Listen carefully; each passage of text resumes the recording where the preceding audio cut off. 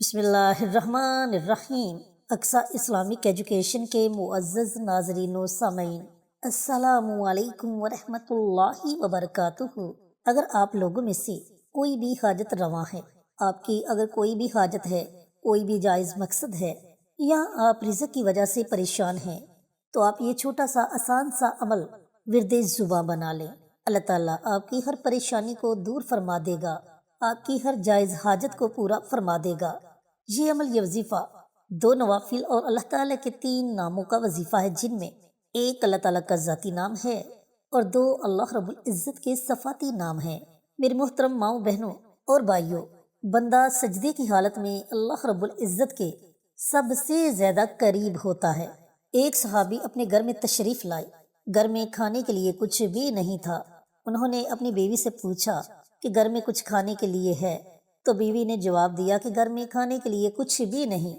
وہ مسجد میں چلے گئے، مسجد میں جا کر 2 رکعت نماز صلاۃ الحاجت کی ادا کی اور گھر واپس آ گئے۔ گھر واپس آ کر دوبارہ اپنی بیوی سے پوچھا کہ گھر میں کچھ کھانے کے لیے آیا؟ تو بیوی نے پھر وہی جواب دیا کہ گھر میں کچھ بھی کھانے کے لیے نہیں۔ وہ دوبارہ مسجد چلے گئے، دوبارہ وہاں جا کر انہوں نے 2 رکعت نماز صلاۃ الحاجت کے ادا کیے۔ وہ دوبارہ گھر واپس آئے اور پھر بیوی سے وہی سوال کہ گھر میں کچھ کھانے کے لیے ہے؟ تو بیوی نے وہی جواب دیا کہ گھر میں کھانے کے لیے کچھ بھی نہیں۔ ان صحابی کے گھر میں آٹا پیسنے والی ایک چکی تھی، تو انہوں نے اپنی بیوی سے کہا کہ تم اس چکی کو گھمانا شروع کر دو۔ انہوں نے کہا گھر میں گندم تو ہے نہیں، تو اس چکی کو چلا کر کیا ملے گا؟ انہوں نے کہا کہ تم اس چکی کو چلانا شروع کر دو۔ تو بیوی نے اپنے خاوند کے حکم کی تکمیل کی اور اس چکی کو چلانا شروع کر دیا۔ وہ صحابی دوبارہ مسجد میں تشریف لے گئے اور وہاں جا کر 2 رکعت نماز صلاۃ الحاجت کے ادا کیے اور پھر گھر واپس آئے۔ گھر واپس آ کر کیا دیکھتے ہیں کہ چکی میں سے آٹا نکل رہا ہے۔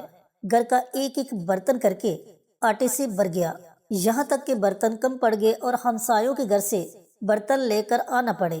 پھر ان صحابی کے دل میں آیا کہ چکی کے اس پلڑے کو اٹھا کر تو دیکھوں کہ اس کے نیچے ہے کیا۔ انہوں نے چکی کا پلڑا اٹھایا تو چکی کے پلڑے کے نیچے صرف ایک گندم کا دانہ تھا۔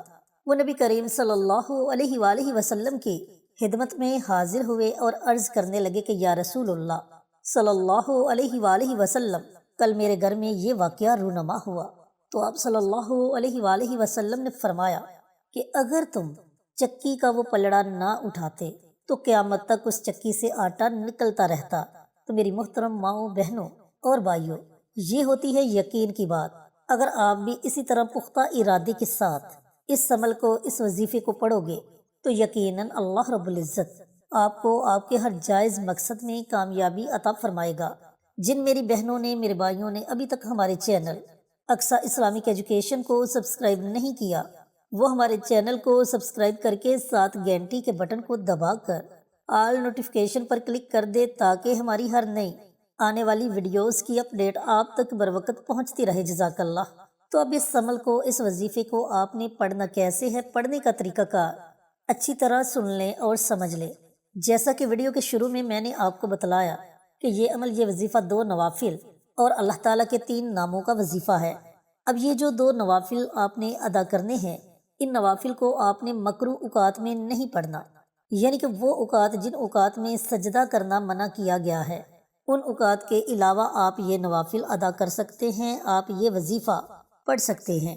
اب مکروہ اوقات کیا ہے؟ نماز فجر کے بعد سے لے کر طلوع آفتاب تک، اس درمیانی وقت میں آپ نے یہ عمل نہیں پڑھنا، اور اسی طرح نماز عصر کے بعد سے لے کر اذان مغرب سے پہلے پہلے اس درمیانی وقت میں بھی آپ نے اس عمل کو، اس وظیفے کو نہیں پڑھنا۔ ویسے تو سب سے بہترین وقت یہ ہے کہ آپ رات کے کسی بھی حصے میں اس عمل کو، اس وظیفے کو پڑھ لو۔ اب جب آپ نے نوافل پڑھنے ہیں تو نوافل پڑھنے سے پہلے آپ نے اپنے مقصد کا، اپنی حاجت کا تصور کر لینا ہے، جس بھی مقصد کے لیے آپ یہ عمل، یہ وظیفہ پڑھنے لگے ہو۔ تصور کرنے کے بعد پھر آپ نے نوافل کی نیت اس طرح کرنی ہے کہ 2 رکعت نماز نفل صلاۃ الحاجت پڑھتا ہوں یا پڑھتی ہوں، ہاتھ صلاح واسطے، منہ میرا کعبہ شریف کی طرف، اللہ اکبر۔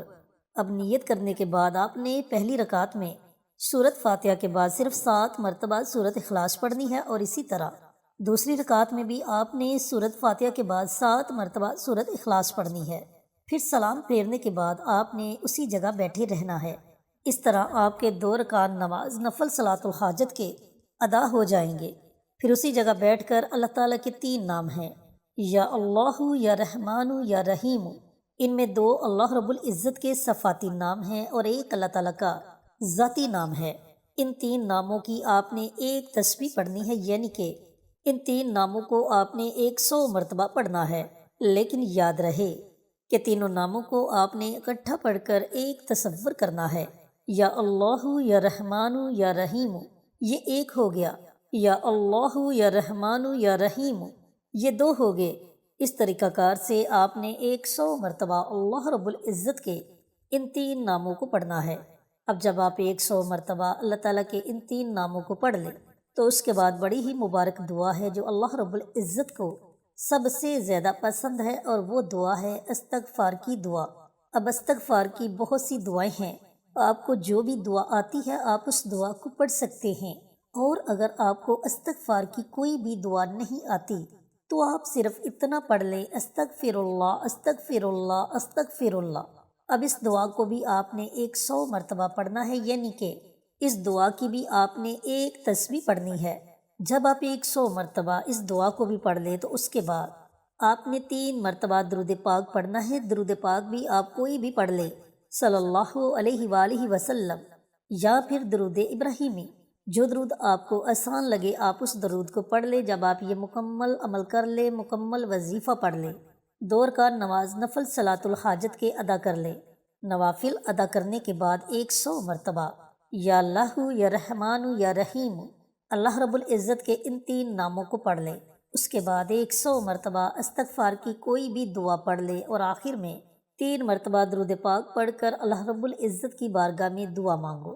آپ نے جس بھی حاجت کے لیے، جس بھی مقصد کے لیے اس عمل کو، اس وظیفے کو پڑھا ہوگا، اس کے لیے اللہ رب العزت کی بارگاہ میں خصوصی دعا مانگو۔ انشاءاللہ آپ کی دعائیں 7 آسمانوں کو چیرتی ہوئی عرش تک پہنچ جائیں گی، اور اللہ رب العزت آپ کی دعاؤں کو اپنی بارگاہ میں ضرور قبول و منظور فرمائے گا۔ تو اس عمل کو، اس وظیفے کو آپ نے مسلسل 7 دنوں تک جاری رکھنا ہے۔ اگر 7 دنوں سے پہلے آپ کو آپ کے مقصد میں کامیابی مل جاتی ہے تو پھر آپ اس عمل کو، اس وظیفے کو چھوڑ سکتے ہیں، اور اگر 7 دنوں میں آپ کو آپ کے مقصد میں کامیابی نہیں ملتی تو پھر آپ مزید 7 دن اس عمل کو پڑھیں، انشاءاللہ آپ کو آپ کے مقصد میں یقیناً کامیابی ملے گی۔ اللہ رب العزت سے دعا گو ہیں کہ اللہ پاک یہ مبارک عمل، یہ مبارک وظیفہ میری ان بہنوں کو، ان بھائیوں کو پڑھنے کی توفیق عطا فرمائے جنہیں اس عمل کی ضرورت ہے، اور صدقہ جاریہ سمجھ کر دوسروں کے ساتھ شیئر کرنے کی توفیق عطا فرمائے، تاکہ دوسرے لوگوں کا بھی فائدہ ہو سکے۔ پیارے آقا کی پیاری پیاری سنتوں پر عمل کرنے کی توفیق عطا فرمائے، 5 وقت کا نمازی بنائے، صراط مستقیم پر چلنے کی توفیق عطا فرمائے، آمین۔ انشاءاللہ پھر کسی نئی ویڈیو کے ساتھ اچھے وظائف کے ساتھ آپ کی خدمت میں حاضر ہوں گے۔ تب تک کے لیے اجازت دیں۔ السلام علیکم ورحمۃ اللہ وبرکاتہ۔